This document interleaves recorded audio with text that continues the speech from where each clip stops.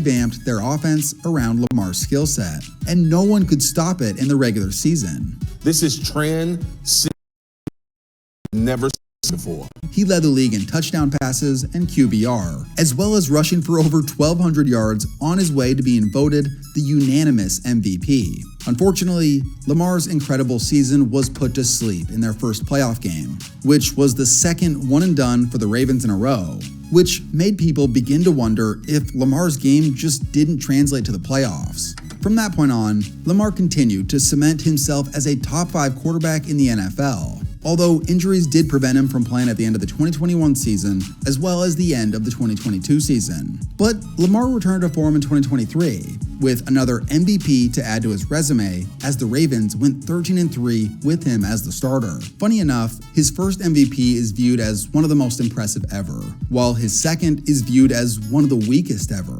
But regardless, after losing again in the playoffs in 2023, Lamar has yet to shake the narrative surrounding his postseason play. It's the one part of his career that has haunted him to this point. He is still only 27, so he most likely has a few more years in his prime. To this point, Lamar Jackson has been a top 3 to 5 quarterback most of his starting career. He lands in S tier alongside Derrick Henry. Talk about the perfect pairing with these two in Baltimore. 2017. That season, there was no college football story crazier than that of Baker Mayfield's. The two-time overcome the odds throughout his college career, which had reached its peak in his final season at Oklahoma. With just under 5,000 total yards and 48 touchdowns, Baker took home the Heisman by a landslide. Draft, Baker was drafted by the Cleveland Browns, and much like his college career, his pro career has been a coaster.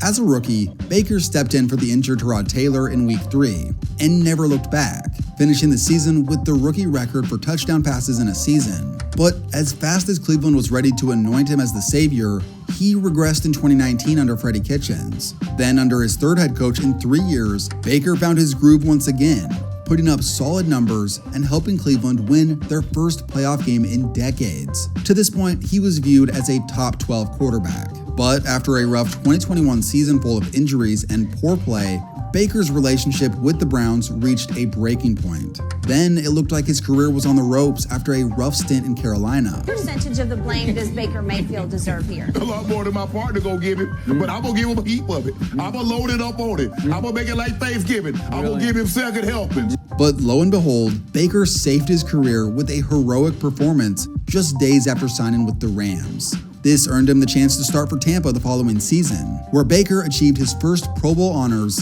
and a big payday. Now, he's in the midst of his best season, and he looks like a viable, above-average starter in the NFL. For what Baker has been able to accomplish in the pros, he lands in B tier. 2018. For the second year in a row, an Oklahoma quarterback took center stage.